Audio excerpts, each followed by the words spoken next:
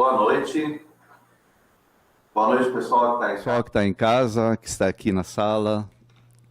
Dando seguimento ao primeiro encontro de estudos árabes em diálogo, aqui do Departamento de Letras Orientais da USP.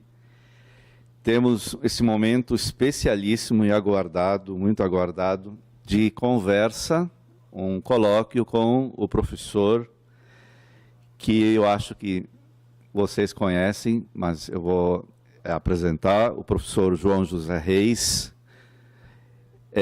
O professor João José Reis é um historiador.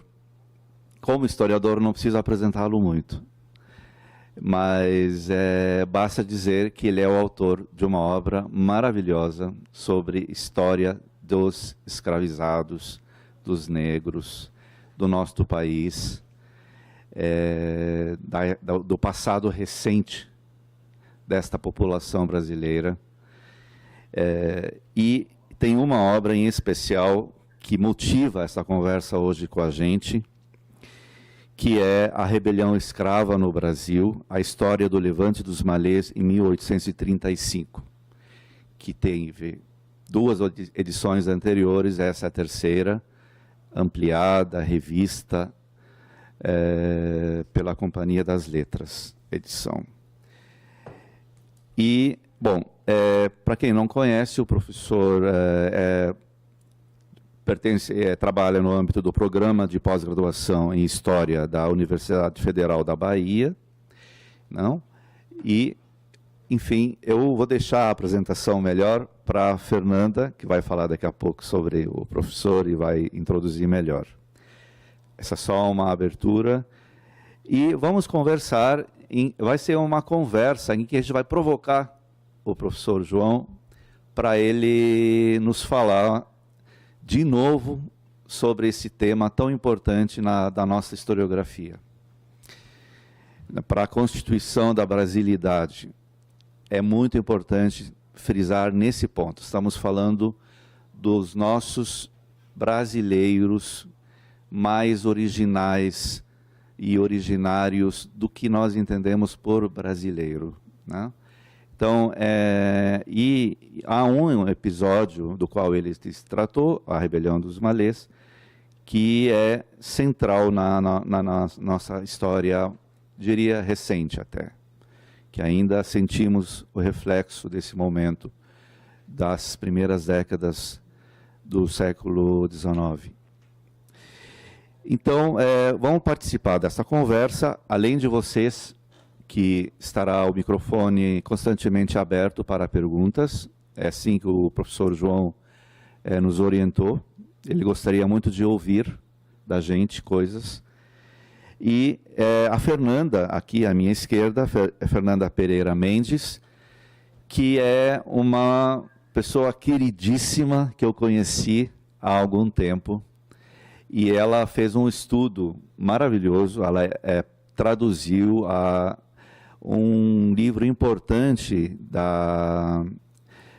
do folclore ou do conhecimento ou da tradição islâmica popular, não oficial, né? Que é a história da ascensão, subida ao céu, para conhecer as camadas do céu e do inferno, do nosso queridíssimo profeta, sempre bem lembrado, o profeta Muhammad.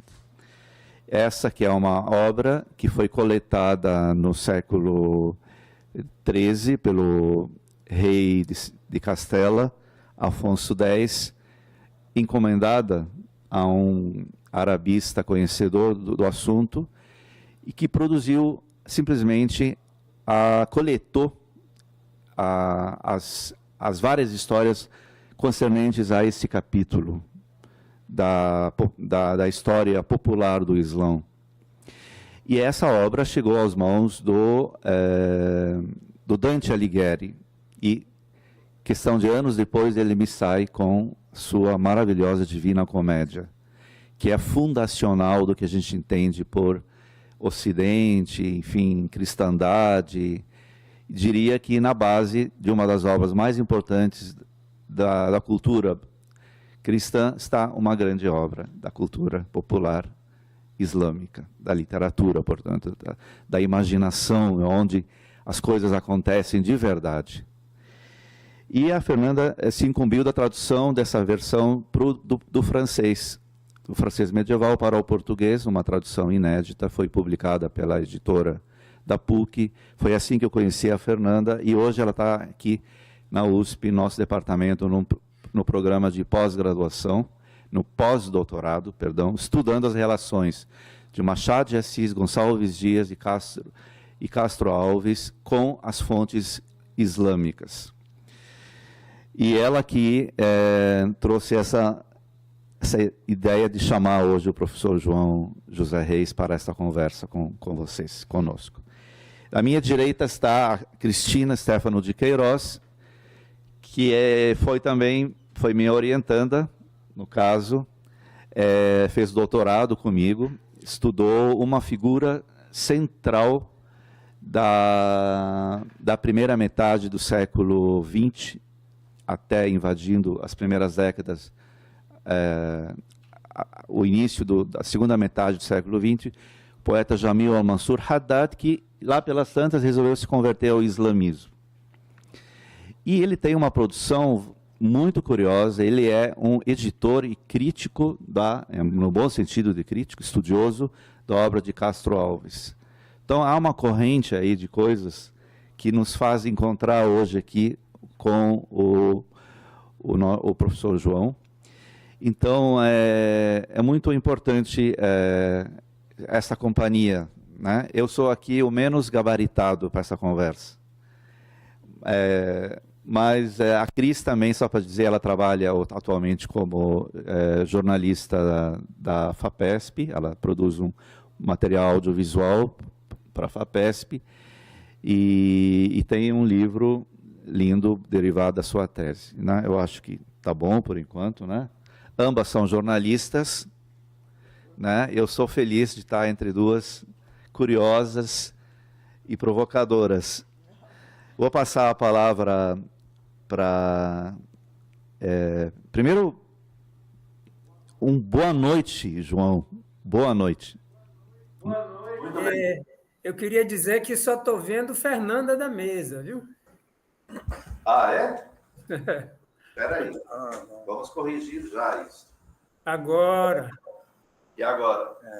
Agora estou vendo Fernanda toda, metade de Michel e nada da Cristina. Será que a gente consegue... E agora, professor?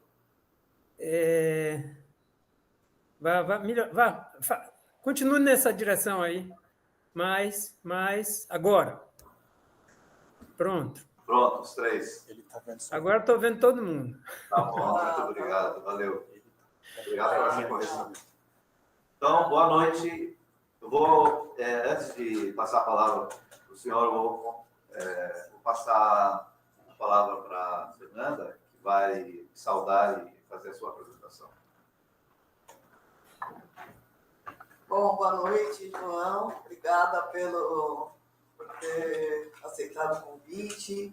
Boa noite também a todos e todas que estão aqui presentes e que têm acompanhado o nosso evento já desde segunda-feira. E um agradecimento especial para a presidência do Edson França, que é ex-presidente e membro da direção da União Nacional de Negras e Negros pela Igualdade, ao Negro, que está aqui presente com a gente também, meu queridíssimo amigo. Obrigada. E, bom, como o Michel falou, né, eu fiz meu doutorado aí na Escada de Maomé e depois, agora estou com essa pesquisa relacionando a textualidade, a literatura brasileira com a textualidade islâmica, e aí eu me deparei, né, com o trabalho do João, com os malês e o universo todo aí dessa cultura afro-islâmica, e falei, nossa, na verdade, essas pessoas estavam aqui também em contato, né, com a sociedade brasileira e poderiam perfeitamente ter transmitido conteúdos muçulmanos. E aí a pesquisa começou no ano passado, financiada pela FAPESP, eu escrevi para o João Reis, ele prontamente ofereceu a ajuda dele, queria agradecer muito. Nós tivemos a oportunidade de conversar em Salvador, acho que foi em outubro ou novembro, agora não me lembro bem. E como já foi dito, né, o João é autor até a gente pode mostrar aqui, do livro da Rebelião Escrava no Brasil, que foi publicado pela primeira vez em 1986, né? Já tem quase 40 anos, e nos últimos 22 anos pela Companhia das Letras, né? E como já disse o Michel, o livro teve 3 edições, 3 reimpressões, e, ao longo desse tempo, se transformou numa obra de referência aí, incontornável, né, na temática afro-islâmica no Brasil. Para quem não leu ainda o livro, ou para quem já leu e quer relembrar, eu vou fazer uma rápida apresentação da obra, mas, para isso, eu optei por ler o próprio texto do João, que está maravilhoso, uma pagininha aqui no prólogo, onde ele nos impressiona com a capacidade de síntese e pronto, apresenta, na verdade, o conteúdo. Aqui no prefácio, ele escreve que, na noite do dia 24 para 25 de janeiro de 1835, portanto, há 190 anos, né, um grupo de africanos e escravos libertos ocupou as ruas de Salvador, Bahia, e, durante mais de 3 horas, enfrentou soldados e civis armados. Os organizadores do levante eram malês, termo nagô, pelo qual eram conhecidos na Bahia, da época, os africanos muçulmanos. Embora durasse pouco tempo, apenas algumas horas, foi o levante de escravos urbanos mais sério ocorrido nas Américas e teve efeitos duradouros para o conjunto do Brasil escravista. Centenas de insurgentes participaram, cerca de 70 morreram e mais de 500, numa estimativa conservadora, foram depois punidos com penas de morte, prisão, açoites e deportação. Se uma rebelião das mesmas proporções acontecesse na virada para o século XXI em Salvador, com seus 3 milhões de habitantes, resultaria na punição de cerca de 24 mil pessoas. Isso dá a ideia da dramática experiência vivida pelos africanos e outros habitantes da Bahia de 1835. A rebelião teve repercussão nacional e internacional. No Rio de Janeiro, uma notícia detalhada chegou ao público por meio de periódicos que publicaram um relatório do chefe da polícia da Bahia. Temendo que o exemplo baiano fosse seguido, as autoridades cariocas estreitaram a vigilância sobre os negros locais, sobretudo na corte imperial. Além de disseminar o medo e provocar aumento do controle escravo em todo o Brasil, os rebeldes também reavivaram os debates sobre a escravidão e o tráfico de escravos da África. Em Londres, Nova York, Boston e provavelmente outras cidades da Europa e Américas, a imprensa também publicou relatos do levante. A seriedade com que as classes dirigentes encararam a rebelião se revela na devassa que se fez. Esses processos resultaram numa formidável coleção de documentos sobre o movimento e os africanos que viviam na Bahia, fossem rebeldes ou não. Mais uma vez, a história dos dominados vinha à tona pela pena dos escrivães de polícia. A quantidade e qualidade desses documentos tornaram-se um testemunho extraordinário sobre a escravidão urbana e a cultura de origem africana nas Américas. Temos aí, por exemplo, mais de 200 interrogatórios nos quais, apesar do óbvio constrangimento da situação, os africanos falaram, além da rebelião, de aspectos de sua vida cultural, social, econômica, religiosa, doméstica e até amorosa. Este livro, portanto, se baseia principalmente nas falas dos africanos presos, mas também nos numerosos outros documentos encontrados na devassa e fora dela. Para a atual edição, né, a última edição, um volume enorme de novas fontes foi incorporado, superando as já copiosas correções, revisões e adições incluídas na edição em língua inglesa, publicada em 93 nos Estados Unidos. Enfim, esse livro teve novos capítulos, né, e, além de acrescentar novas fontes primárias, o professor João Reis aprofundou e refinou em alguns casos, e modificou algumas interpretações encontradas na primeira edição. Na parte 1, ele discute, ao longo de 4 capítulos, o cenário social, econômico e político da Bahia e narra as rebeliões da população livre e dos escravos que antecederam o Levante de 1835. Mas os leitores que quiserem ir direto para o Levante já podem ir para o capítulo 5. E aí, toda essa história que ele reconstituiu a partir desses documentos. E, nos capítulos finais, ele discute a formação de uma sociabilidade africana influenciada por identidade étnica expressa na organização do trabalho, vida cotidiana, religião e revolta. E, nos capítulos seguintes, procura mostrar como a experiência africana com a escravidão urbana e as condições e estratégias de moradia e convivência dos africanos teriam sido também, em grande parte, enredadas pela etnicidade. Aqui se discute, enfim, como a experiência de classe e identidade étnica se imbricam com religião para produzir a revolta. E, na última parte, estuda a repressão aos rebeldes, os castigos e os controles, enfim, a devassa a opressão. Da minha parte, também eu destaco o entrelaçamento que o professor faz com todos os acontecimentos do Islã na África, relacionando os acontecimentos da Bahia com as disputas políticas e religiosas, ligadas à expansão muçulmana nos territórios Al-Saira e Urubalândia.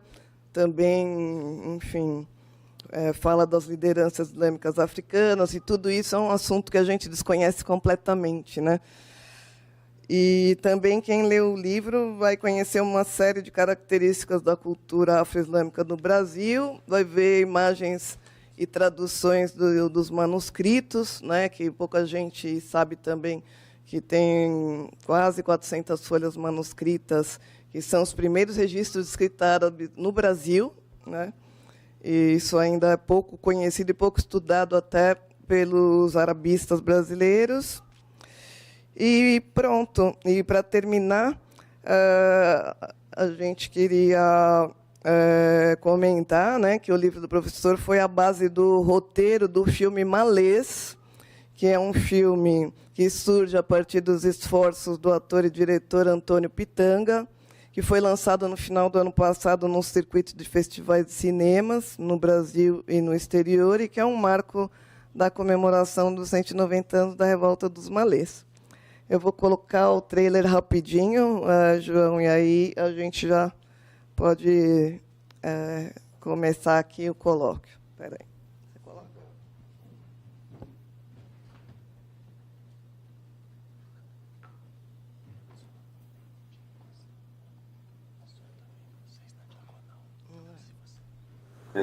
Pedro, como é que eu saio daqui?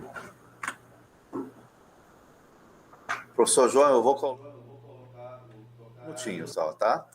Tá.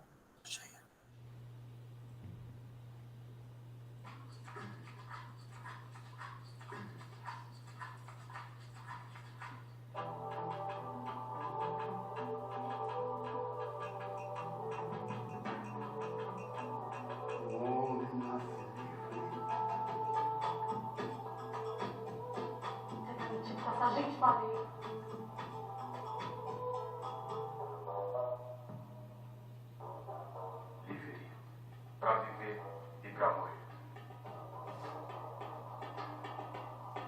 Nosso problema não está aqui dentro, está lá fora. Eu sou dona de escravo desde os tempos de meu avô.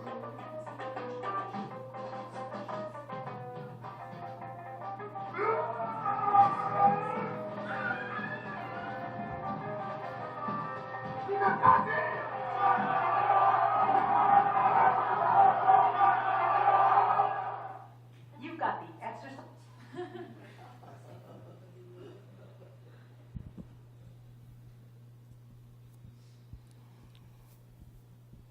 Bom, então, pronto, eu queria saber, antes da gente começar as perguntas, queria saber, João, se você quer fazer algum comentário ou frisar algum aspecto aí, ou do filme, ou da sua obra, que a gente fez uma apresentação aqui muito breve, né, para poder deixar mais espaço para conversa contigo.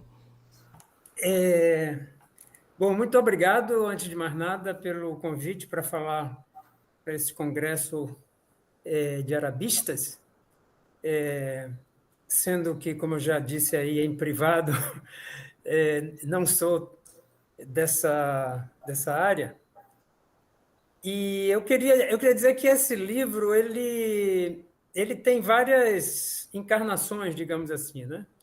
Ele começou com uma tese de doutorado, defendida em 1982, na Universidade de Minnesota, nos Estados Unidos.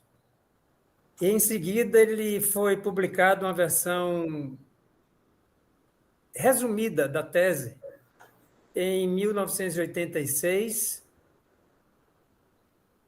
Em 92 saiu a edição americana, que retoma alguns aspectos da tese e aumenta em relação à edição daqui. E, finalmente, em 2003, saiu o que os meus alunos apelidaram de o malezão, que é esse volume enorme, que é uma verdadeira arma rebelde, de pesado que mais de 600 páginas, que resultou de pesquisas feitas ao longo dos anos que separam, né, a edição, a primeira edição, esta edição, melhor dizendo, a de 2003, da edição que saiu publicada nos Estados Unidos, né? Tem muita documentação nova, bibliografia também nova de africanistas, sobretudo, mas também fontes primárias impressas, sobretudo relatos de viagens de europeus que circularam pela região de onde vieram os malês para a Bahia. E desde a edição de 2003, eu ainda fui acrescentando coisinhas a cada uma nova edição. De fato, nós estamos na terceira edição, desde a de 2003. Tá? Mas nenhuma revisão radical como aquela que saiu em 2003. Então, essa é mais ou menos a história do livro, que lá na origem, na verdade, seria apenas o capítulo de uma tese de doutorado, e que aí eu fui possuído, né, pelo tema e virou a própria tese. E, de fato, foi assim que nasceu. Eu ainda tentei retomar o projeto inicial da tese, que seria escrever sobre os movimentos sociais na Bahia depois da independência, que foram muitos, inclusive um que chamou-se Semiterada, que era um movimento contra a proibição dos enterros nas igrejas. E quando eu tentei de novo escrever sobre os movimentos como um todo, terminei com um livro que chama-se A Morte é uma Festa. Então eu desisti daquele projeto original e fui fazer outras coisas. Mas, enfim, então essa é a história, digamos assim, editorial, né, desse livro que você apresentou aí. Em relação ao que provavelmente mais interessa a vocês, como eu estava falando aqui, já falei com Fernanda e com Michel há pouco, no privado, eu não leio árabe, tá? Então, eu convoquei, eu mobilizei pessoas que leem o árabe desde quando eu estava escrevendo a tese, né? Que um colega, não de lá, mas de outro universo, chamado Hamza, ele me ajudou na tradução de alguns papéis, mas já existiam dois arabistas europeus, o Vincent Montet e Rolf Reichert, né, um francês e um alemão, que tinham feito traduções, sobretudo o Reichert, que fez a tradução de praticamente todos os papéis malês que estão depositados no arquivo público do Estado da Bahia, que é o principal arquivo, né, desses papéis, embora desde Reichert, que foi o último a estudar esses documentos, na década de 70 ainda, né? Desde então, nova documentação tem sido encontrada dos malês. Fernanda já fez um inventário disso, aliás, num artigo recente, né? Mas eu destacaria 4 livrinhos costurados, né? Um que se encontra no Instituto Histórico e Geográfico Brasileiro, exatamente guardado com esse nome, né, de livrinho malê, outro na Universidade de Le Havre e mais um na Universidade do Porto.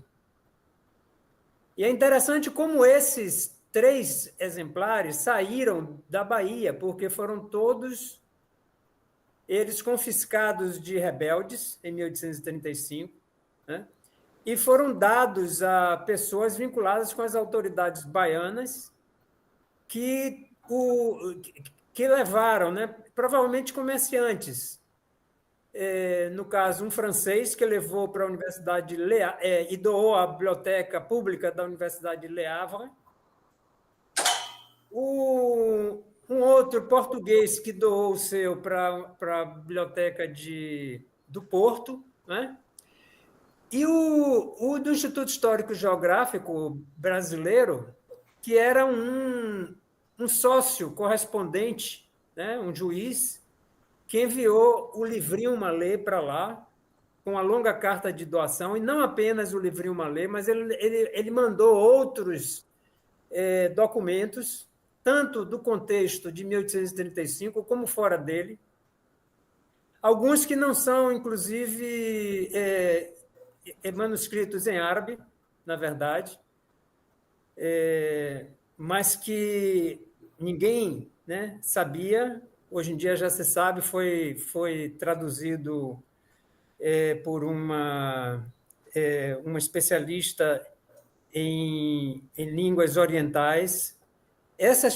Perdão, eu sei que isso daí não é um termo mais politicamente correto para ser usado. É que eu não me lembro exatamente em que língua, mas se tratava de um passaporte, na verdade, né?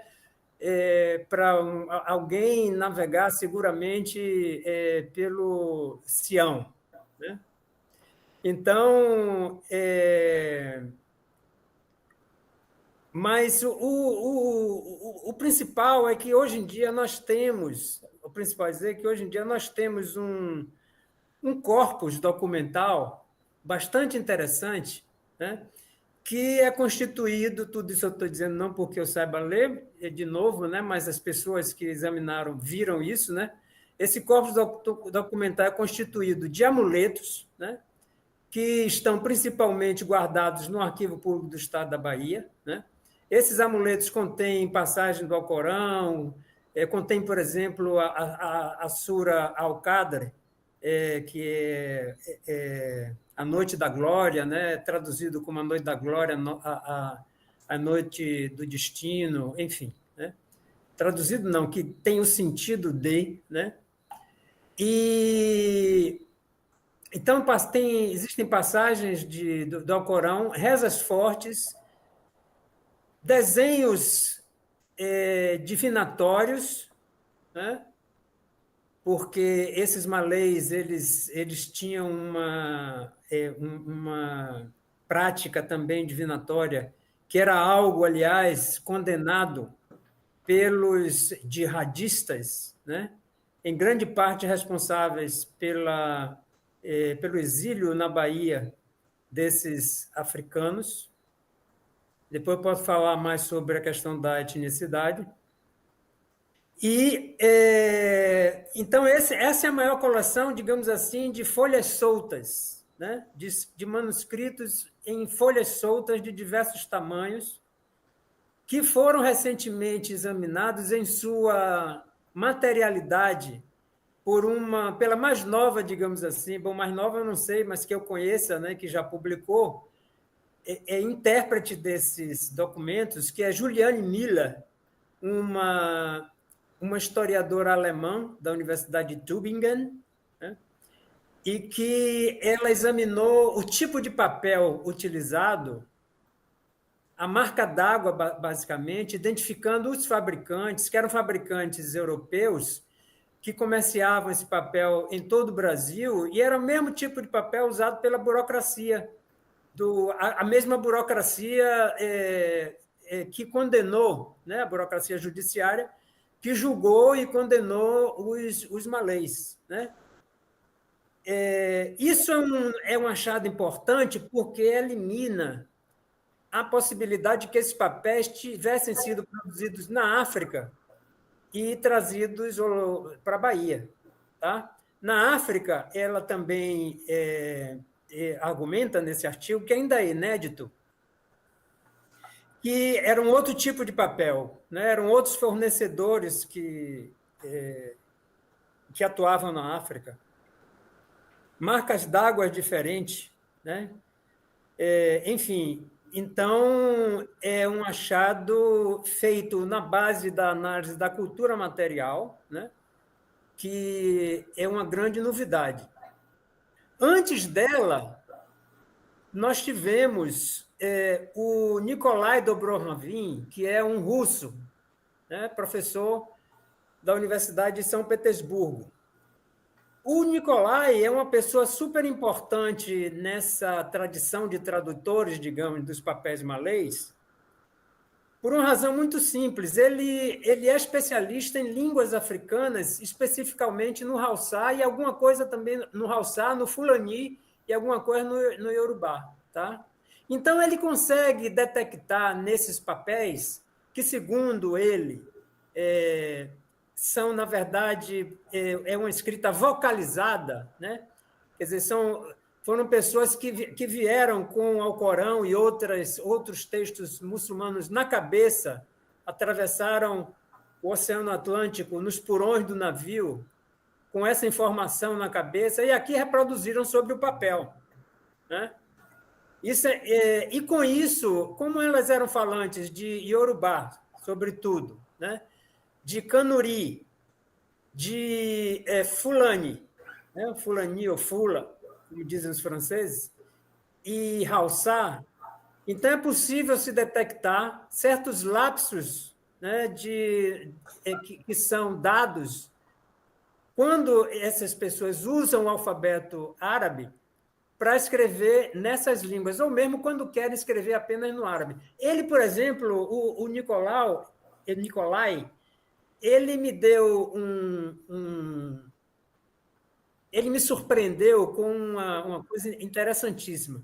Em 1840, acho que foi 46, se não me engano, foi descoberto um papel escrito em árabe, fora do contexto da revolta de 1835. Inclusive, também coloco esse papel no livro, que é o único documento até agora, que sobreviveu até agora, que tem um caráter secular. Né? Não é devocional, não é quadrado mágico, nada disso. Né?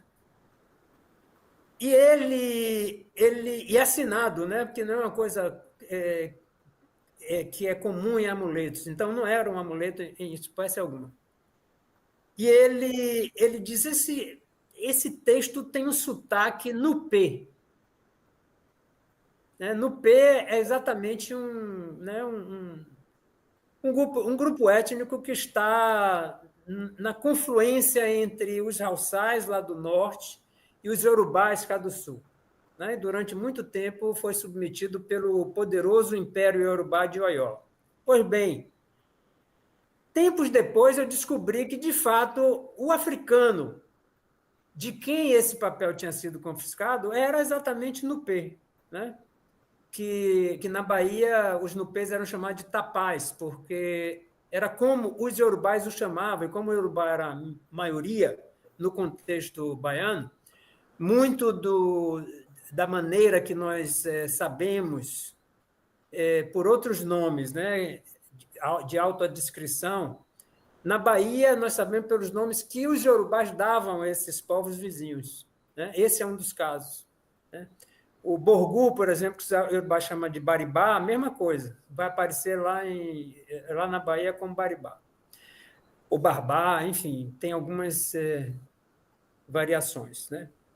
Então, é muito interessante esse esforço, né, de pessoas com um treinamento tão diverso se debruçar, né, e com questões tão diversas, se debruçar sobre esses papéis, né? Alguns dos quais não são textos corânicos, né? Existe tanto no livrinho do Porto, quanto num outro livro que é um pouco maior, podemos esses livrinhos, o do Porto, do Instituto Histórico e de Le Havre, são minúsculos, né? 5 por 7 centímetros, tá? Mas tem um outro livro que foi confiscado pela polícia no Rio Grande do Sul, em Porto Alegre, que é um pouco maior, né? Talvez tenha 15 por 10, alguma coisa assim, e aí está a transcrição de um poema que é muito popular no mundo muçulmano, o Al-Burda, né? Ou o manto, que significa o manto, né? E que celebra o profeta, né? Então, isso significa que nós estamos tratando de pessoas que tinham um certo grau de erudição, que não eram apenas aqueles que repetiam o que aprendiam com seus mestres, mas também que tinham acesso, né, a uma literatura realmente fora desse contexto religioso mais, digamos assim, canônico, não sei se esse é o nome, né?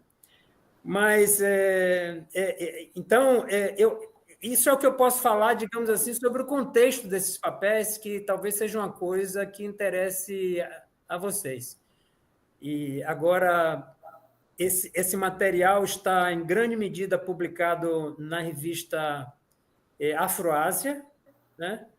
O Vincent Monteil tem um artigo lá, mas tem um outro artigo onde ele faz exercícios de tradução, outros, que não o do arquivo, o da revista Afroásia, que é uma revista do Centro de Estudos Afro-Orientais, tá? Um dos primeiros números. E tem uma publicação do Reichert, na verdade, que é uma publicação avulsa do Centro de Estudos Afro-Orientais, que ele foi pesquisador lá durante algum tempo. E, desde então, a Afroásia tem publicado trabalhos do Nicolai Dobron-Ravin, né, e da Juliane Miller. Se não me engano, já publicaram dois trabalhos sobre eles. A Juliane também está escrevendo uma coisa que deveria ser a 4 mãos comigo, mas ela foi, na parte, né, na divisão que coube a ela foi muito mais longe do que eu pude ir, que é a interpretação de um Islã, de um Corão, né, o Corão, que é uma dessas edições, das primeiras edições impressas na Europa do Corão, em Leipzig, e que era de um malê, provavelmente que foi comprado no Rio de Janeiro, ou pelo menos exportado do Rio de Janeiro, né? E a Juliane Miller faz uma espécie de história da produção e da distribuição desse livro no Brasil, né? E provavelmente esse livro, essa é mais minha interpretação, né, teria sido levado ou trazido para a Bahia por al-Baghdadi, aquele famoso imã turco, né, que esteve no Brasil em meados da década de 1860 e visitou o Rio de Janeiro, Salvador e Recife, onde ele pregou para as comunidades malês que existiam em cada um desses lugares, né? E ele encomenda, ele diz no diário dele, não é bem um diário, na memória da visita dele, ele diz exatamente que ele encomendou, né, a um livreiro do Rio de Janeiro essas obras, e ele vendeu essas obras, ele fez um investimento, né, do bolso dele e depois revendeu, não sei se com algum lucro, né, aos malês a quem ele pregava. E então é possível que esse livro tivesse viajado, né, com ele. Eu, inclusive, tenho um PDF desse livro, que por acaso veio cair em minhas mãos, e eu vou reformar para doar ao CEAL. Mas esse livro tem umas marcas também, né, que, segundo a Juliane, na interpretação dela, pode ser aquelas passagens a serem decoradas, né? Então, seriam etapas, digamos assim, do exercício de leitura, né, desse Alcorão, né? Eu não sei se existem outras edições, não, outros exemplares, melhor dizendo, dessa fornada de Alcorões que foi importada, né, para o Brasil na década de 1860. Eu já procurei na Biblioteca Nacional, lá tem outros exemplares, mas não desses produzidos em Leipzig, né? Na verdade, é uma segunda edição de um que foi originalmente publicado em 1835. Olha só, na data da Revolta dos Malês, tá? Ou seja, os astros estavam todos aí reunidos para, né, celebrar esse ano com alguma glória. Então, eu acho que isso é o que eu queria falar sobre, digamos assim, o contexto, né, desses manuscritos e como eles foram descobertos. O grande descobridor desses manuscritos, esses da Europa, pelo menos, é o Nicolai Dobrohavin, né? E é interessante porque ele foi fuçando na internet até descobrir essas coisas, entendeu? Não é que ele tivesse, né, dado um estalo e ele foi lá e encontrou, não. Ele foi fuçando e aí chegou a esses 2 exemplares. E eu acredito que outros podem existir, né? Inclusive, talvez seja o caso de iniciarmos aqui na Bahia um movimento para trazer esse documento de volta, tal como nós estamos trazendo o crânio de um dos que tombaram em 1835, que foi roubado e doado à Universidade de Harvard. Não sei se vocês conhecem essa coisa, mas eu posso falar depois. Qual universidade, professor? Hein? Harvard. Para a Universidade de Harvard? A própria. Mas estão devolvendo. Nós fizemos um movimento aqui na Bahia com o beneplácito, né, e a militância do Centro Islâmico aqui, e a interferência fundamental do Itamaraty, né?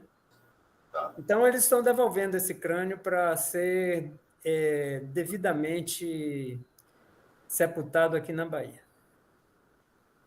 Professor, olha só. Então, na verdade, A gente pode pensar que as fontes materiais ainda passam por uma revisão, elas precisam ainda ser completadas, correto? Nós estamos num processo de arqueologia, digamos assim. Sim, eu acho que outros documentos podem existir, quer dizer, eu não estou garantindo, né? Mas podem existir.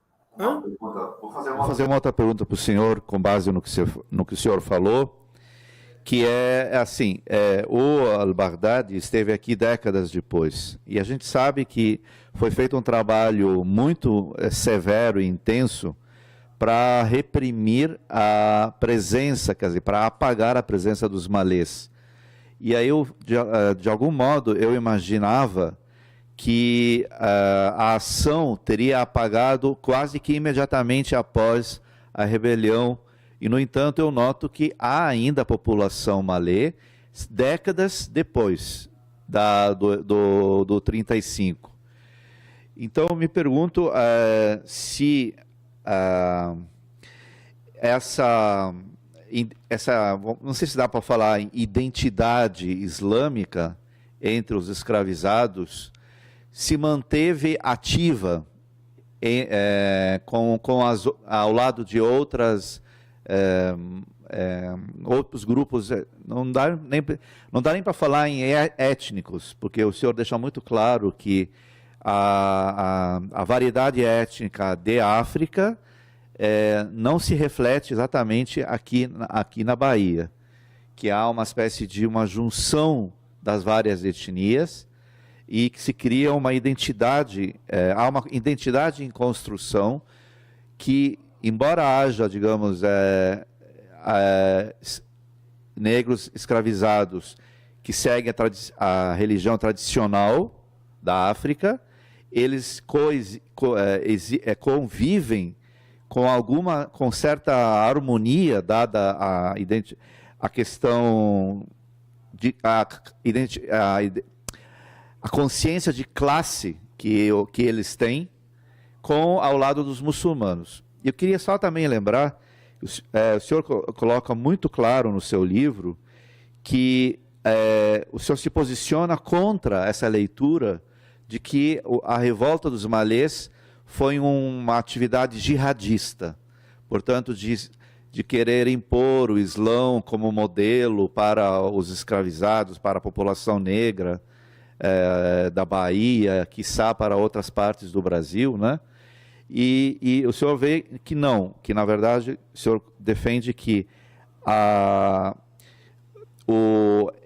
é mais a identidade étnica, uma espécie de, o senhor usa, usando suas palavras, uma experiência de escravidão urbana que dá um modo de viver próximo, de conviver das várias etnias e com isso das várias religiosidades, e que então uma experiência de classe, uma identidade étnica somada a uma religião, a uma consciência religiosa, especialmente pelos mais elevados, digamos, que planejaram essa revolta, tudo isto que justificou a revolta, e não uma ação. E vou até refrescar um pouco a memória para quem leu e quem não leu, fica o convite, que segundo os depoimentos colhidos dos malês presos naquela noite, naquele dia, não, imediatamente a madrugada e a manhã em que se deram esses fatos, eles contavam com a adesão de outros grupos de escravizados que adeririam à iniciativa de revolta desse grupo inicial, vamos considerar, de malês, portanto, de muçulmanos. E eu me pergunto qual é a base de confiança que o senhor, pelo menos, percebe que eles têm nessa adesão, que aqueles que arquitetaram, que a gente viu pelas provas que são, de fato, muçulmanos, que conceberam essa revolta, qual é a base de confiança que eles têm nos outros e que vão aderir e que vão, de fato, engrossar o movimento quando fossem às ruas? Dá para repisar esse assunto?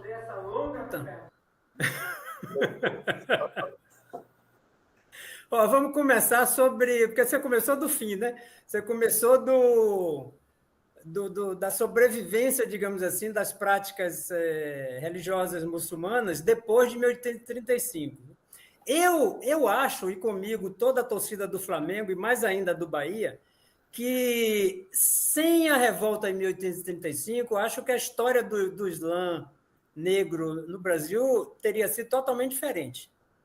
Teria sido, talvez, parecida com a história do candomblé, né? Reprimido, reprimido, reprimido, mas que termina vencendo, digamos assim, no final das contas. Né? A repressão foi muito bruta. E é interessante isso pelo seguinte, porque, apesar de nós termos movimentos anteriores, dos quais os muçulmanos participaram, né?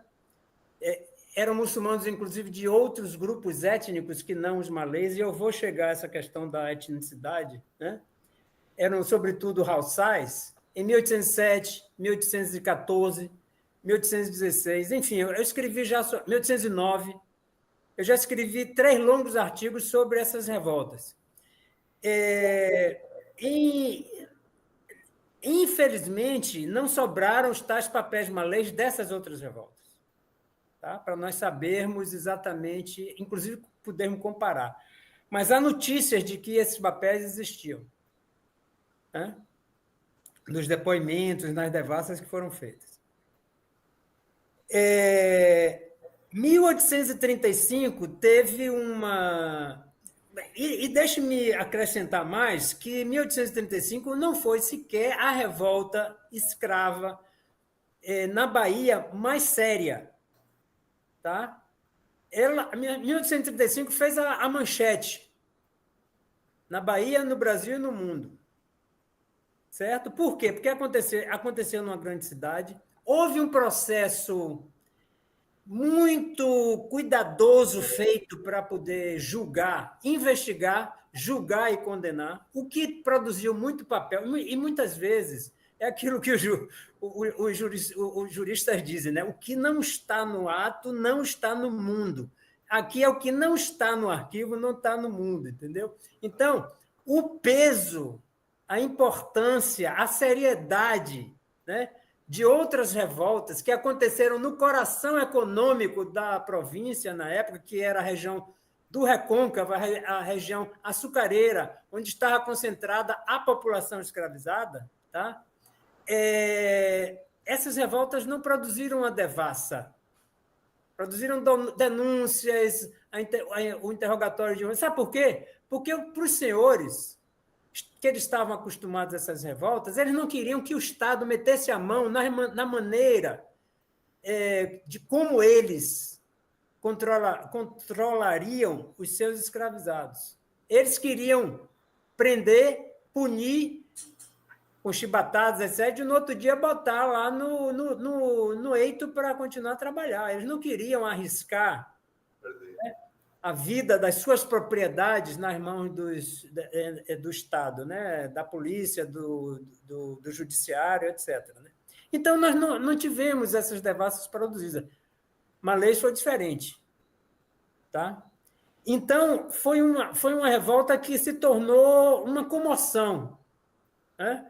Uma cidade populosa para a dimensão das cidades na época, um perigo muito grande, quer dizer, no centro, né, administrativo da província da Bahia, que era a segunda mais importante na época, né, do Brasil. O Rio de Janeiro seria... Bom, Rio de Janeiro e Minas, né? Mas, enquanto cidade litorânea, foi o segundo porto a receber mais africanos do tráfico,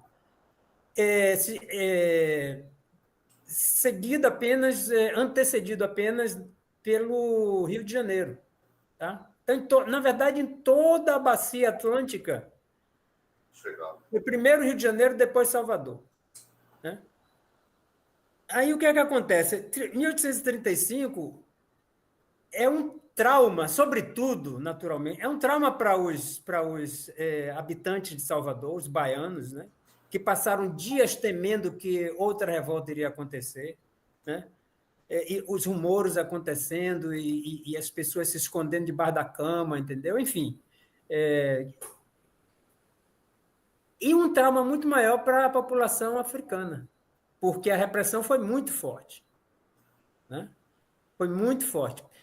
Desses mais de, né, sei lá, 300 e tantas pessoas que foram presas,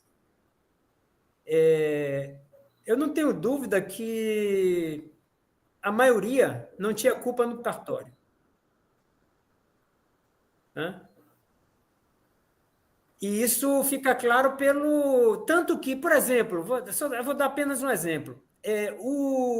Os Hausás, que era a comunidade étnica mais islamizada da Bahia na época, a maior, né? A maior comunidade islamizada, eles foram vítimas da repressão, tá? Mas não foram punidos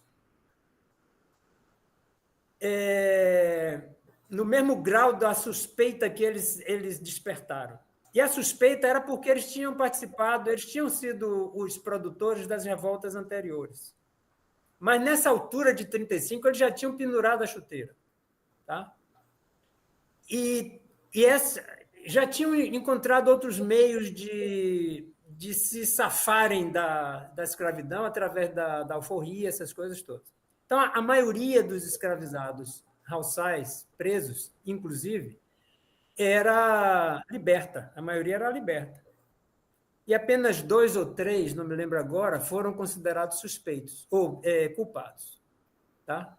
Então, a participação dos Hausás, que era esse grupo mais islamizado, e que foi, na época, acusado, inclusive, né, nos depoimentos, como sendo copartícipe, coautor de 1835, né, eles, na verdade, tiveram uma participação muito, digamos assim, mínima.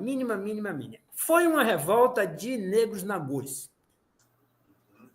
Tá? Então, o Islã, na verdade, não serviu como para amalgamar os diversos grupos muçulmanos.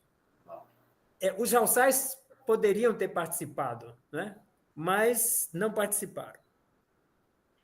E a minha interpretação é que eles não participaram porque eles trazem da África uma impressão dos nagôs como sendo muçulmanos de segunda ou terceira categoria, entendeu? Muito dedicados a um certo sincretismo com as religiões locais, que eles chamavam de Badá, né? Que era uma espécie de heresia, entendeu? E, de fato, os muçulmanos entre os iorubás eram uma minoria muito pequena. Muito pequena.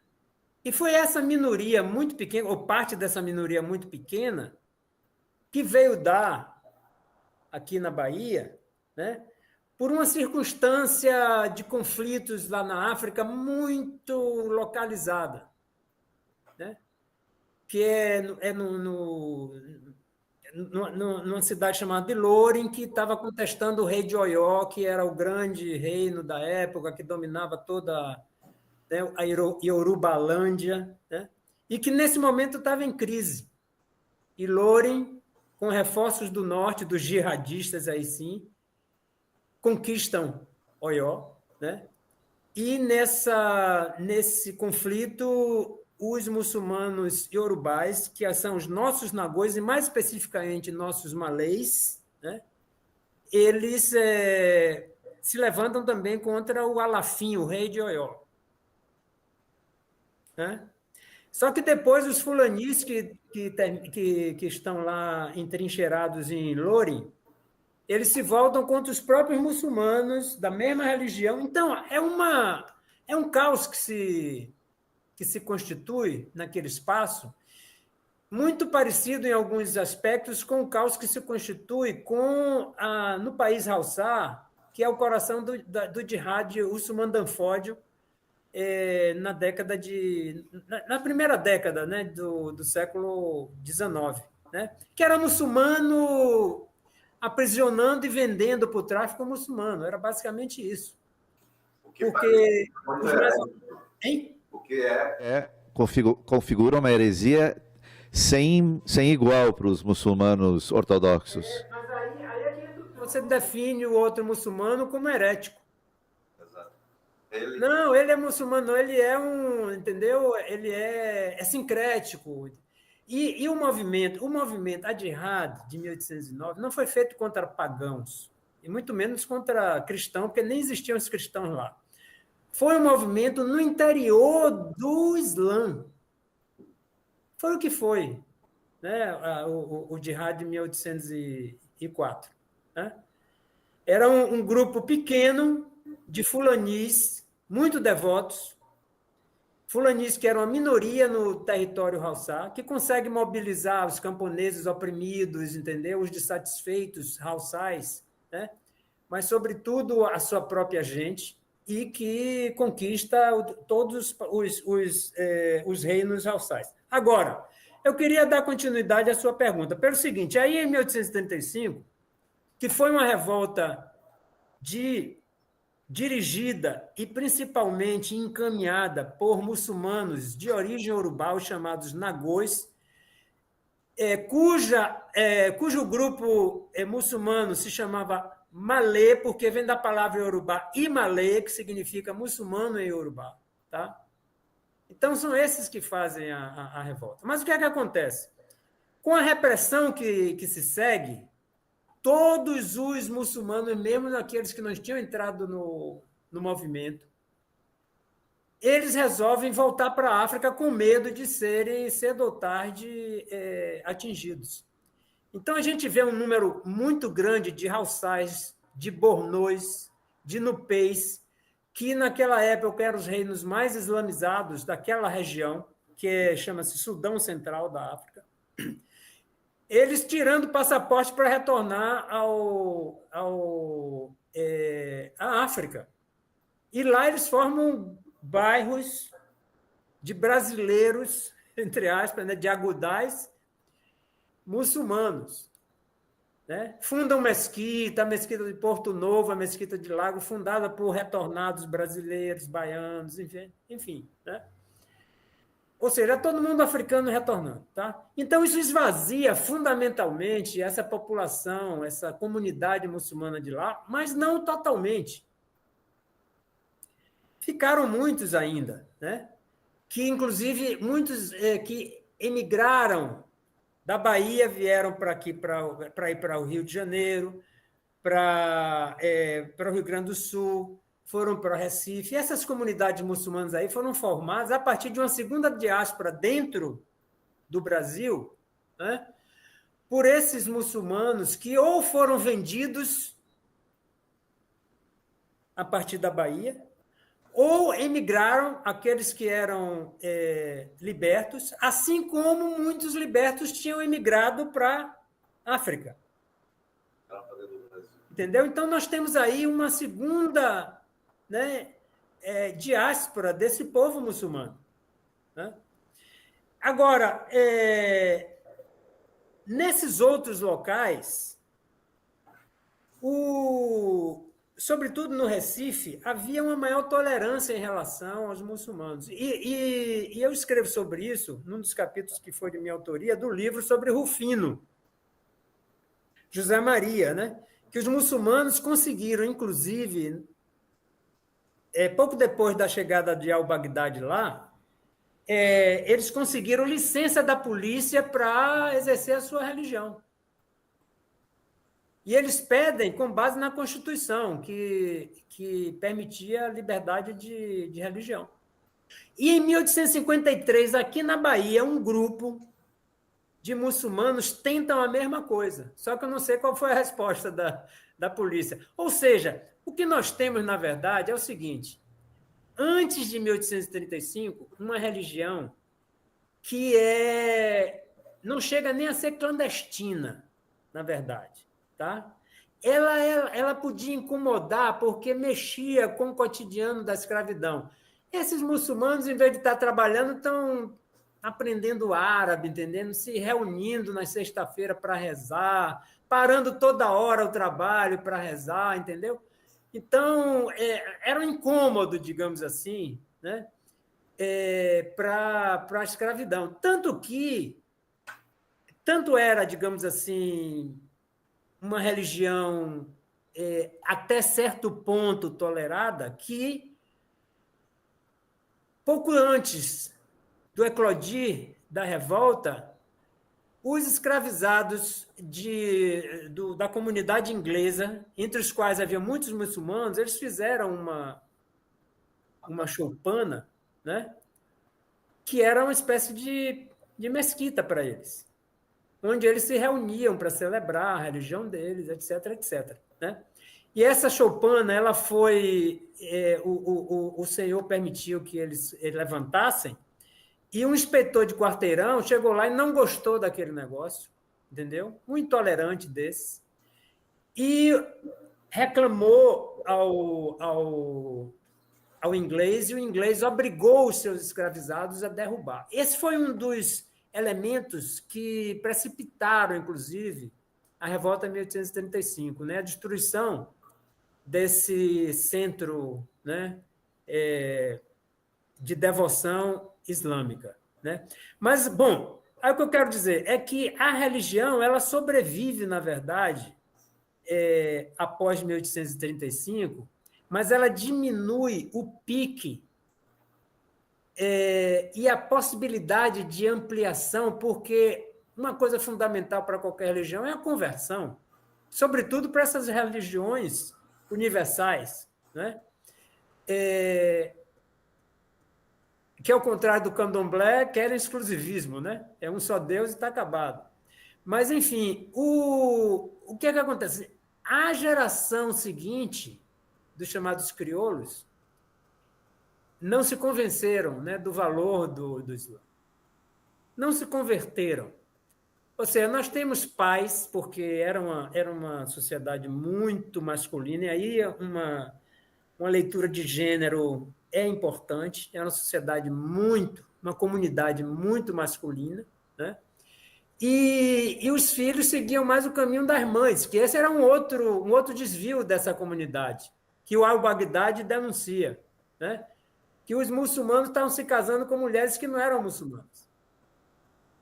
E eram essas mulheres que criavam os filhos, que tinham, na verdade, a autoridade, né, para dirigir esses meninos para o que elas, no fim das contas, queriam. Então, nós não tivemos. Aí o Nina Rodrigues, no final do século, na virada do século, o João do Rio, no Rio de Janeiro, entendeu? Vão encontrar indivíduos muçulmanos ainda, né? Mas todos africanos, que estão lá fazendo suas atividades, principalmente atividades heterodoxas, né? Estão vendendo amuleto, estão adivinhando, né? Estão, como é que se diz, fazendo feitiçaria, inclusive, segundo o Nina Rodrigues, enfim. Mas é isso. E no final, com a morte dos últimos africanos muçulmanos, a morte praticamente do Islã negro, né, no Brasil, que agora foi ressuscitado por um malê, né, um missionário africano, nigeriano, iorubá, que há mais de 2 décadas veio para aqui, para Salvador, e fundou uma comunidade muçulmana, e ele é o sheik, né? Sheik Ahmed, dessa comunidade. Então, nós temos o retorno dos malês, na verdade, na figura do Sheik Ahmed. Desculpe, eu falei demais.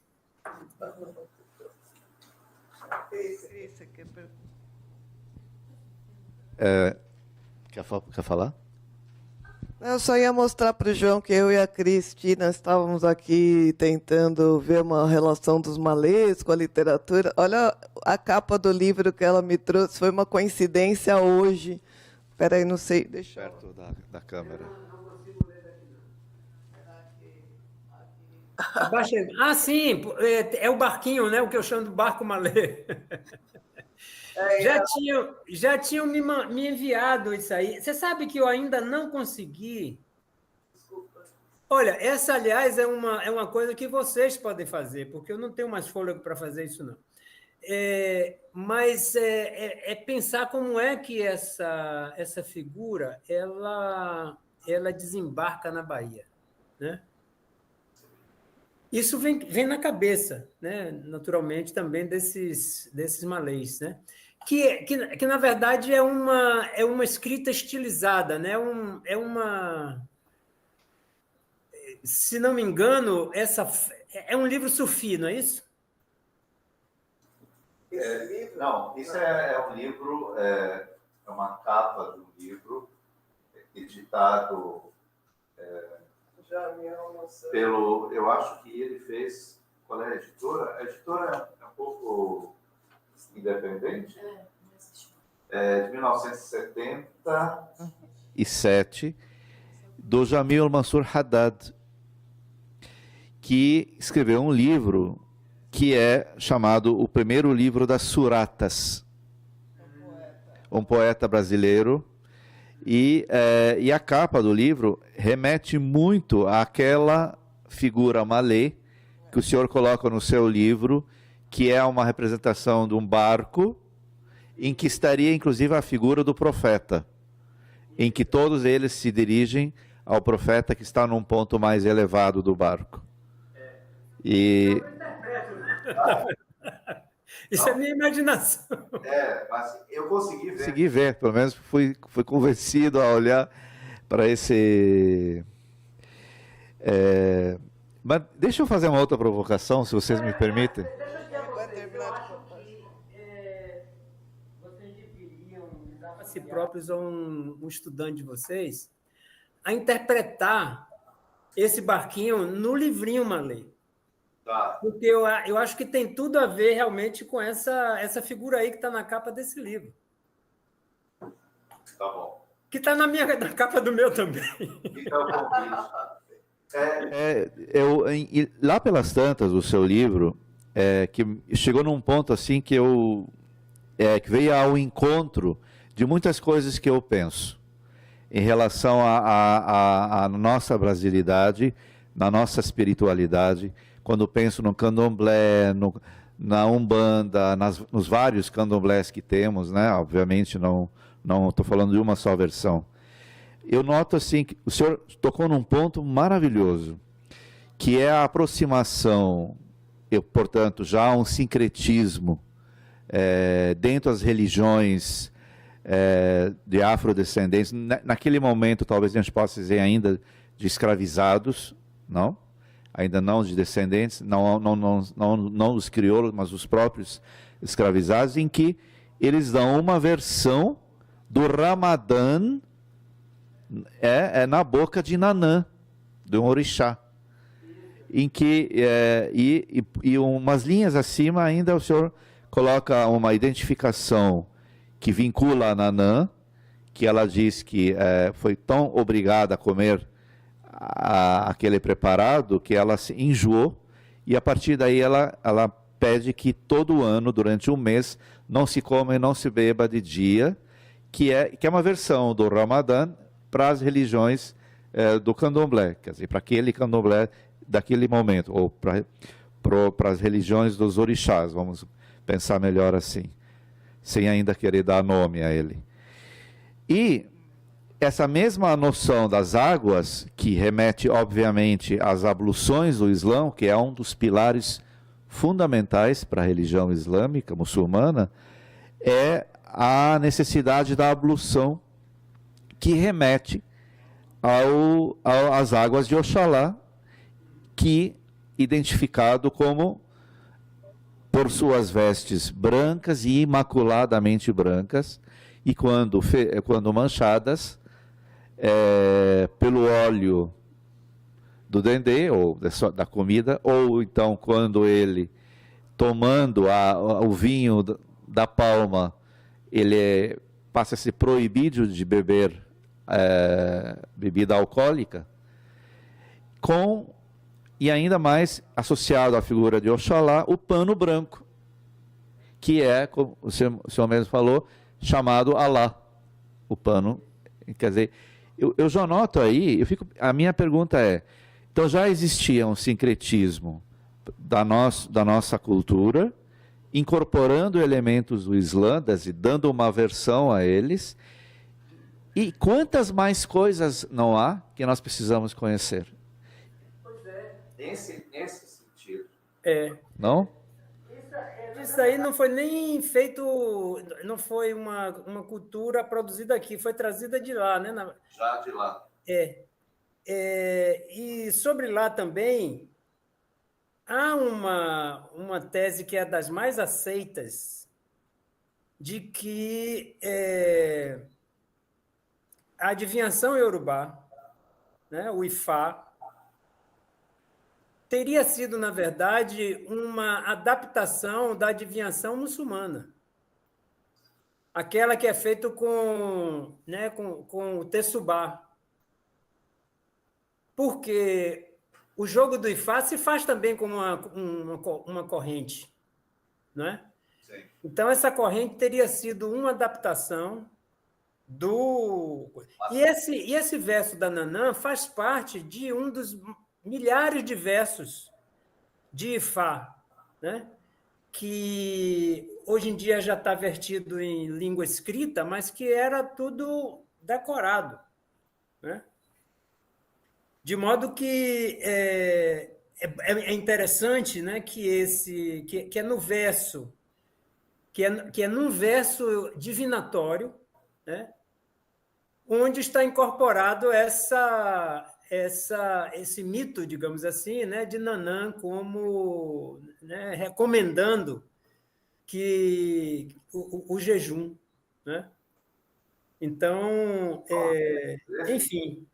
Mas, olha, eu queria só fazer uma pequena observação, que é o seguinte, que no território Haussá, e também no norte da África, mas levado para lá por Haussás escravizados através do Saara, existe uma religião chamada Bori, né? Que é uma religião de possessão espiritual, como o candomblé, como o vodum, o do jeje, entendeu? Ou a Umbanda, é uma religião de possessão espiritual muito vinculada à natureza, tal como o candomblé, tá? Mas que é uma religião que sincretiza com o Islã, porque os amuletos islâmicos, por exemplo, têm uma função muito grande, né, nessa religião. E eles têm um Deus supremo, essa religião. Eles têm, né, os deuses todos, que antigamente a gente chamava de animistas, né, porque estavam vinculados a elementos da natureza. Mas eles têm um vínculo muito forte com o Islã, né? Mas é uma religião pagã, o Bori. E o Bori também viajou para a Bahia, né? Tem dois exemplos muito significativos da presença do Bori aqui. Um foi no Recôncavo, né? Que um Haussá que foi preso e que tinha um candomblé lá armado, que era um candomblé que inclusive, digamos assim, no linguajar do candomblé, o chamado candomblé mussurumi. A palavra mussurumi vem exatamente do Haussá mussumi, que significa muçulmano em Haussá. Tá? Então, é o candomblé mussurumi. O Bori é o candomblé mussurumi, que desapareceu, mas deixou, né, um ou outro elemento, na Umbanda, sobretudo. Né? Na Umbanda você tem aí umas entidades bastante ferozes, né, que são vinculadas ao malê, são ditas, né, malês. Eu vou passar a palavra para a Cristina. Chega mais perto, Cris. De ouvir melhor, que ele ouve por lá.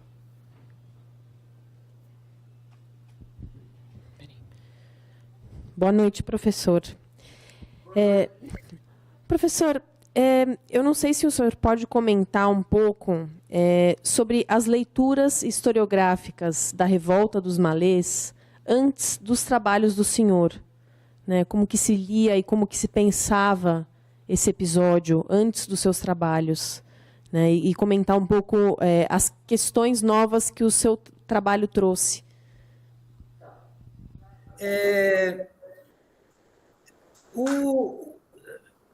Eu escrevi um artigo sobre exatamente esse... Eu não sei se a gente pode chamar tradição, mas existe uma linha, né, de interpretações da Revolta dos Malês. Alguns trabalhos especificamente sobre a revolta, né, como capítulos do livro de Nina Rodrigues, que foi, eu acho, o autor lá atrás, né, mais original, porque ele lia a literatura africanista disponível na época, né? Ele sabia da revolta, do jihad, Usman Danfodio, etc. E foi ele que inaugurou essa ideia do jihad, né? Que a revolta não apenas a de 1835, mas outras revoltas anteriores seriam uma espécie de reprodução da jihad em território Haussá. A mesma coisa tinha no Brasil, né, que vem logo depois, que é um padre, né, na verdade, que escreve também, né, inclusive publica em francês, publica na revista do Instituto Histórico Geográfico Brasileiro, sobre a Revolta dos Malês, repete essa mesma coisa e, ao mesmo tempo, introduz a ideia bem fantasiosa de que haveria uma rainha na cabeça da Revolta de 1835. Aí depois a gente tem interpretações que são... eu divido assim em culturalistas e materialistas, né? O Roger Bastide, por exemplo, ele dedica um capítulo do livro dele sobre religiões africanas aos malês e fala sobre a revolta, etc., né? E, de uma certa maneira, ele repete os argumentos do Nina Rodrigues, assim como Pierre Verger.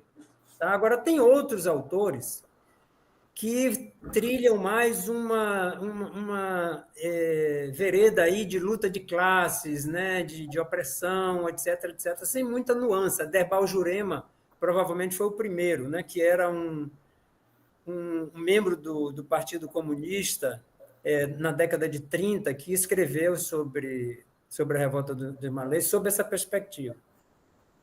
Depois,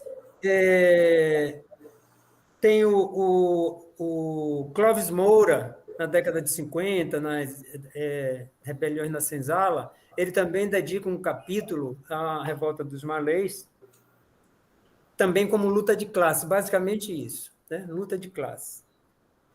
E agora tem um que eu me esqueci o nome, é um gaúcho que escreveu também sobre Palmares, que escreve um livrinho chamado Insurreições Escravas no Brasil, enfim, e que também abraça fortemente essa ideia de uma luta de classes sem filtro, né? Assim, é marxismo metálico, né? Depois tem pessoas que abraçam essa tese de uma maneira um pouco mais nuançada, porém com algum delírio, eu diria, e um deles é o saudoso Alberto da Costa Silva, né? Alberto chegou a me dizer assim, olha, que quando os arquivos do Califado de Socoto forem abertos, eu não sei se existe esse arquivo nem se o arquivo está fechado, né? Mas ele disse, vão descobrir que essa revolta foi encomendada pelo califa de Socoto, entendeu? Enfim, estamos esperando que esse arquivo seja aberto. Mas ele discorda de mim também, ele disse que foi uma jihad, etc., seguindo essa tradição.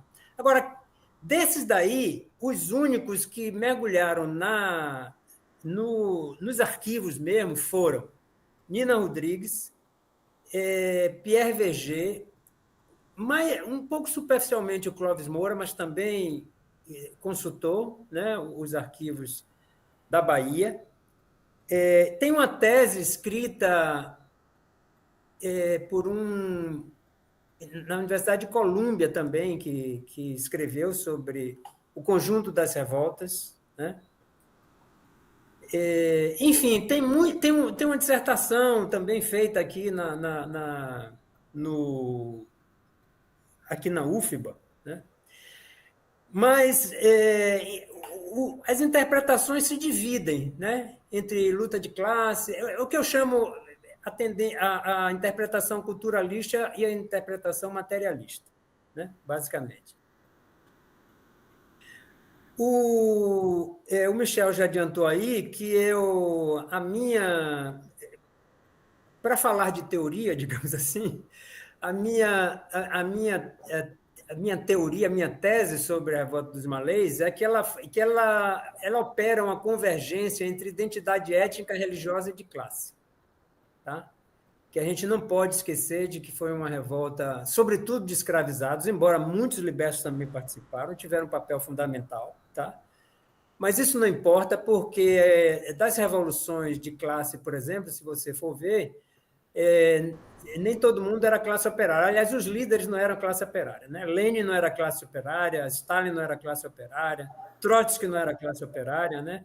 E, no entanto, o movimento, né, o levante de 1917 foi revolução de classe, né? Aliás, Toussaint Louverture também não era escravizado no momento em que ele dirigiu a Revolução do Haiti. Então, isso não elimina o fato de ter sido um movimento de classe, sobretudo de que os libertos eles tinham uma relação com os escravizados muito próxima. Eles trabalhavam juntos nas ruas de Salvador, por exemplo, carregando cadeira, carregando, né, cargas pesadíssimas, né? Enfim. Então, eles tinham uma prática de classes, se não uma inserção de classe, né, exatamente igual.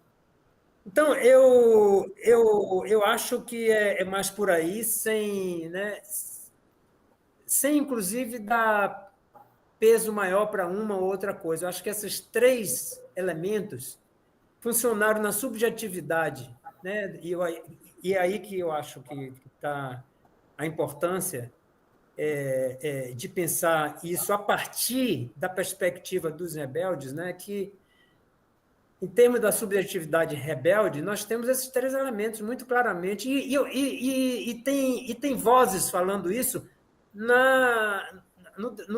durante o inquérito, entendeu? Se lamentando da má escravidão que sofriam, por exemplo, né? Se lamentando de que eles não tinham... Bom, na verdade, aí no caso são os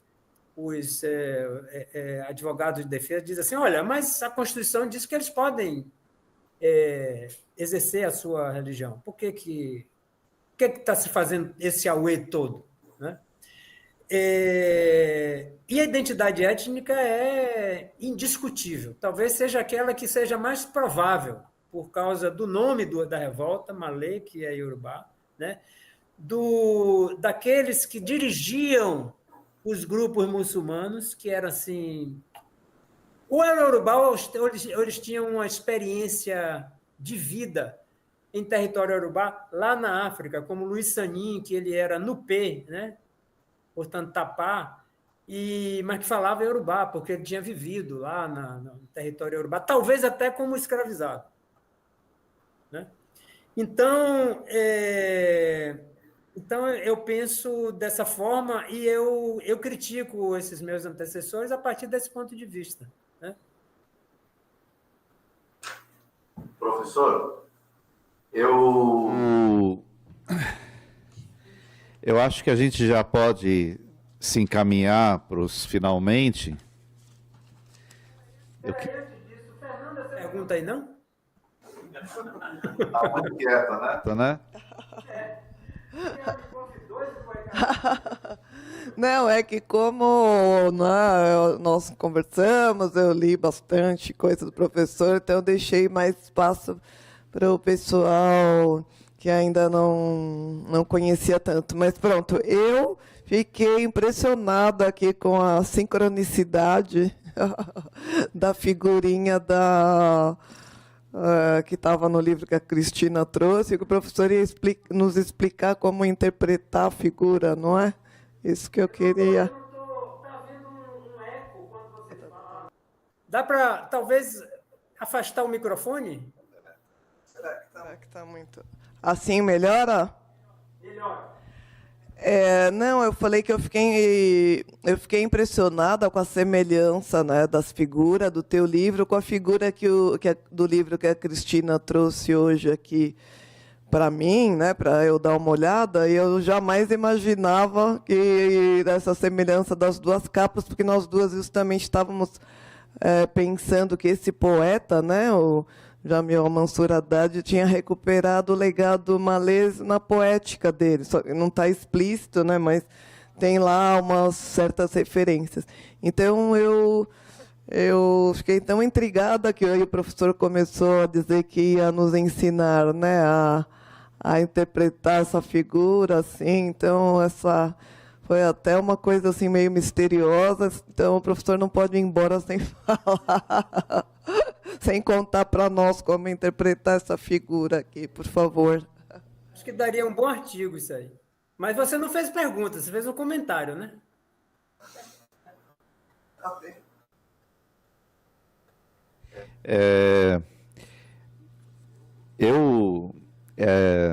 Eu gosto muito de pensar que a humanidade, a cultura, ela nunca tem fronteiras, nunca tem limites, delimitações. A gente continua sempre em processo. Todas as nossas culturas, inclusive aquelas que se dizem fundacionais, todas elas são momentos em processo de algo, sempre retomadas de coisas anteriores. E nesse sentido, quando eu penso em Brasil e quando eu vou para nossas origens, para este país, e a gente acaba, entre tantas coisas que fazem parte do nosso passado, está o referencial árabe. Por isso que a gente estuda aqui a língua árabe, a literatura, e a gente vê que ela está no cerne da língua portuguesa, lá na Europa. Mas eu noto que antes da língua conformar o português, a língua árabe, ela conformou os muçulmanos, os africanos. Não? Então, e os africanos estavam islamizados de alguma maneira, eram conhecedores da língua árabe, que é uma coisa espantosamente reveladora, porque uma coisa é você pensar no norte da África, que são países plenamente arabizados, e outra coisa nós pensarmos numa África negra, especialmente, e não só, mas assim, do lado ocidental da África, arabizada. E essa África arabizada, parcialmente, obviamente, que os portugueses encontraram quando contornaram lá o Cabo da Boa Esperança, estavam fazendo aqueles giros antes de virem ao Brasil. Então eu noto também que não só ali, que está a presença árabe e misturado com a presença árabe, a cultura, para usar um termo mais amplo, muçulmana, né, imiscuída, misturada na língua e na identidade árabe, mas também vejo que no Brasil um componente fundamental de nós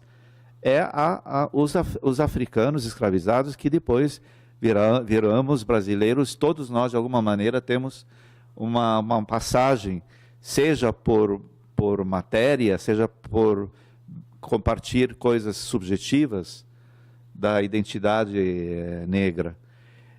Não é só porque tem uma cor, mas também porque você compartilha as coisas. Isso que é importante. Então, eu noto que, num momento crucial da nossa história recente, os muçulmanos arabizados, é bom enfatizar isso, vamos chamá-los por seu nome, os malês, eles inspiraram, junto a outros movimentos, claro, aí encaminharam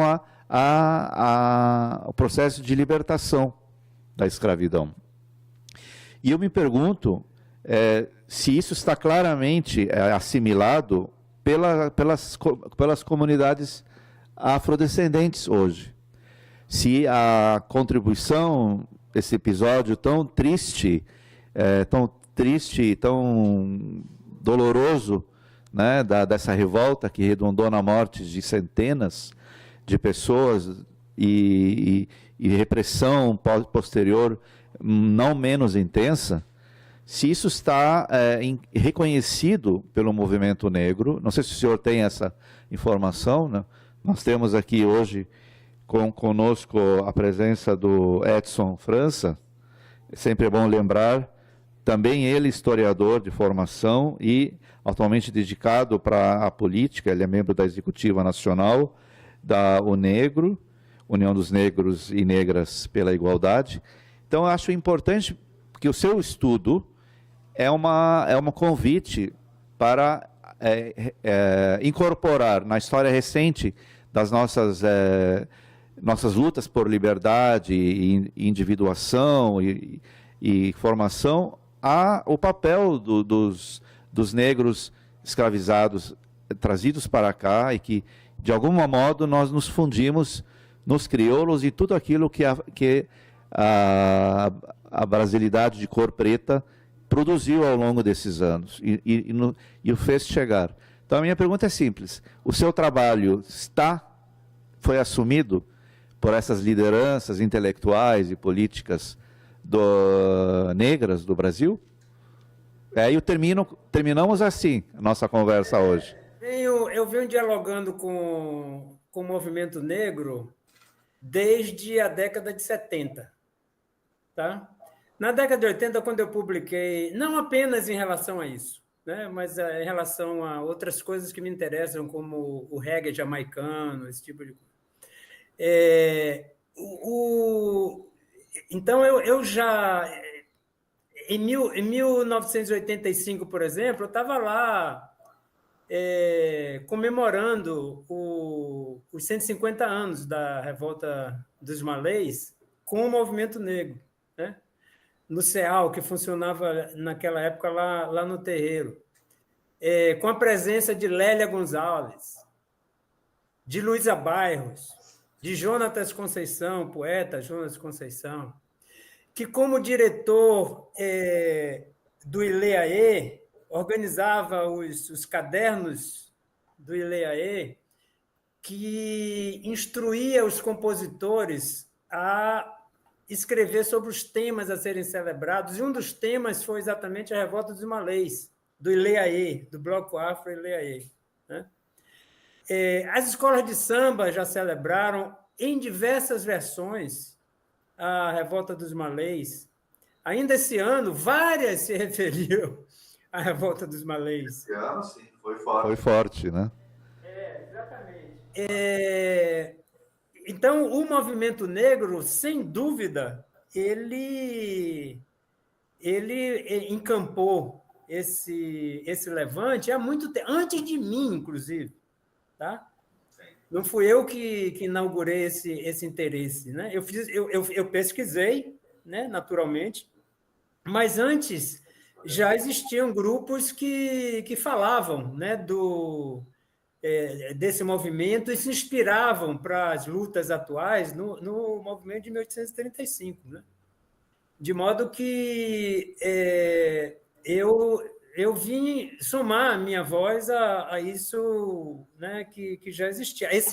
Esse caldo de cultura política, digamos assim, que já existia. Né? E sempre, ainda agora, celebramos os 190 anos do movimento com o negro, né, na figura de Olívia Santana, que se não me engano, ela é da UNegro, né, que é a nossa deputada estadual aqui, e outros grupos, não é? Ele disse que sim, né? Que, Muito bom. Não, era só para... Não é uma... nós inauguramos no dia 25 a mudança do nome de Ladeira da Praça, onde a revolta começou, para a Ladeira Revolta dos Malês,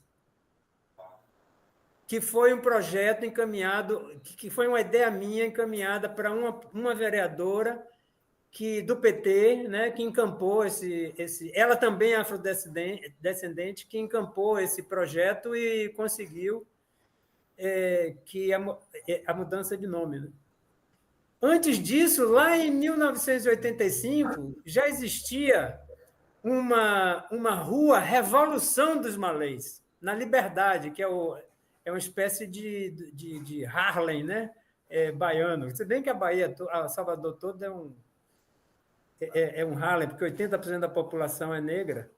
Então, não, é muito presente, sobretudo na Bahia, né? Mas no movimento negro em todo o Brasil. Todo o Brasil reverencia a revolta dos malês. Não, o meu comentário, o que eu ia falar só para... que não é também uma pergunta, mas o que me impressionou muito quando eu li o livro do Rebelião Escrava, e depois eu também li o artigo do Broranvini e tudo, fui seguindo a bibliografia, foi essa questão, né, de que existe cultura africana escrita, né, no Brasil, em árabe, né, enfim, e eu não sabia de nada disso, né, que era enorme. Na minha opinião, é parecido, a quantidade de folhas é parecida com o que tem na Espanha hoje, o jamiado, né, que eu até comentei com o professor quando nós conversamos. Então, quer dizer, é um patrimônio também, e não está bem dimensionado, até dentro do que é o patrimônio histórico brasileiro, né? Então, nesse sentido, que me chamou... Nossa, achei que foi um campo assim que se abriu na minha frente. E quem sabe, né, também aqui dentro do árabe, a gente possa também contribuir, né, com esse resgate que tem sido feito. Aqui em São Paulo, talvez, acho que é menor o conhecimento que a gente tem mesmo, embora talvez seja mais localizado mesmo, né? Só do movimento negro, mas enquanto sociedade a gente tem um monte de gente que eu falo, pessoas cultas, falam, nossa, não acredito. Eu falo, pois é, né? Então, pronto, eu queria só ressaltar esse lado que eu achei importantíssimo, e foi através do seu trabalho que eu né, adentrei nesse universo.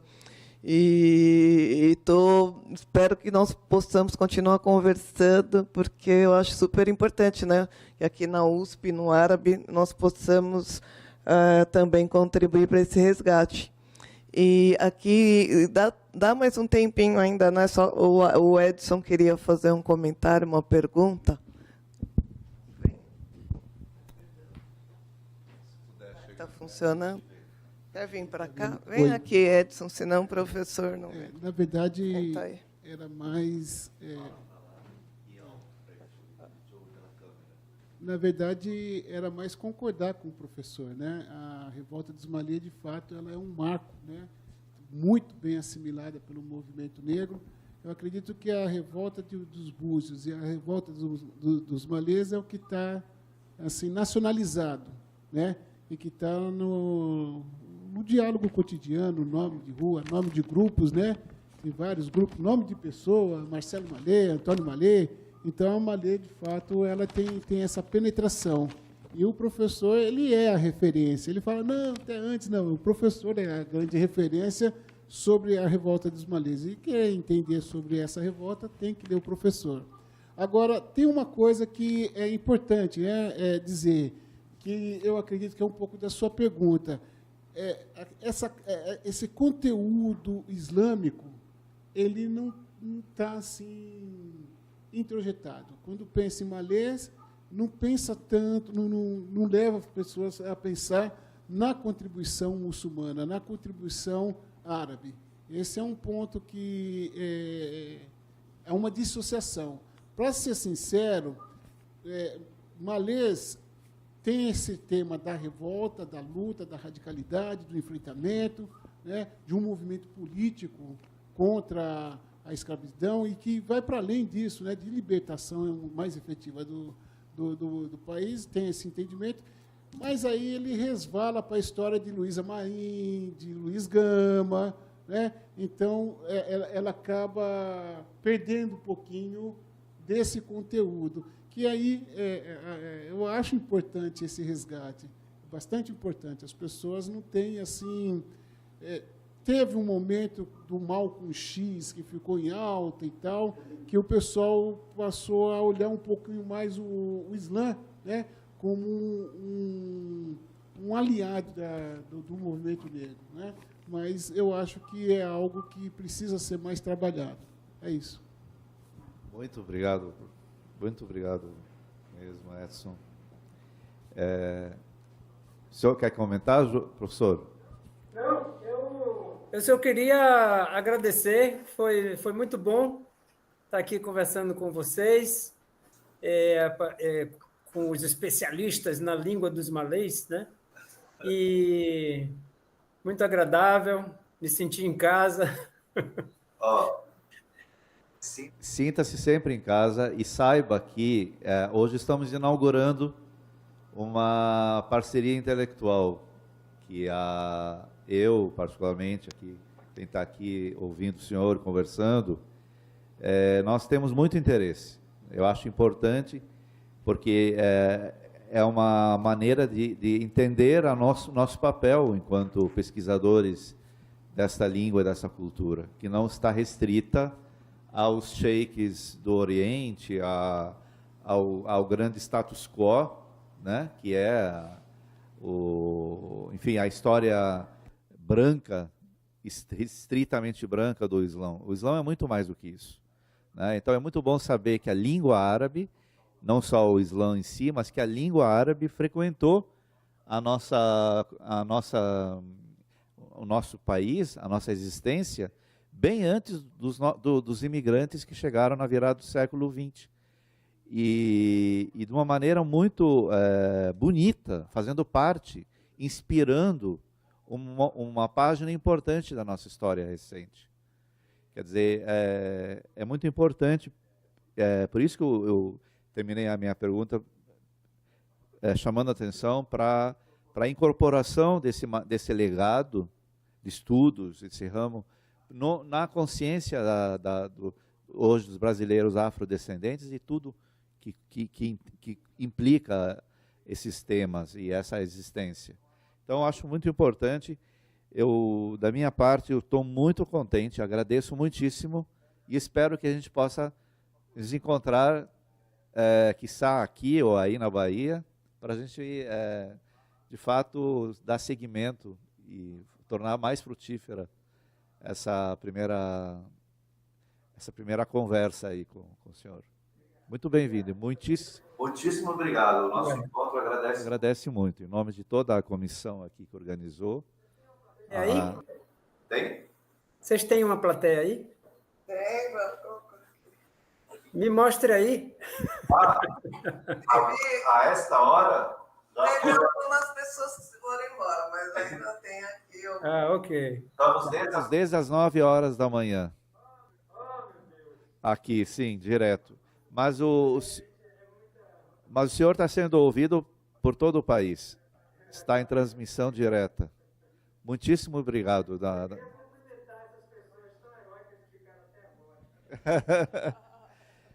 Vou agradecer, uma salva de palmas.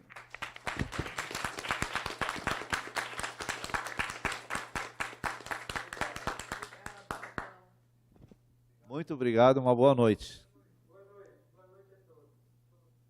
Voltamos a conversar em breve, inshallah. Aguardo.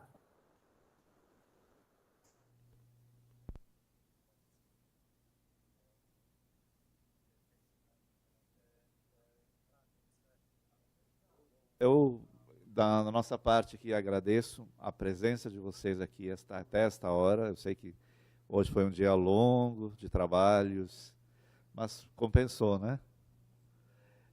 Obrigado para quem está em casa, para quem vai nos ouvir em outro momento. E amanhã estamos de volta. Obrigado, Cris.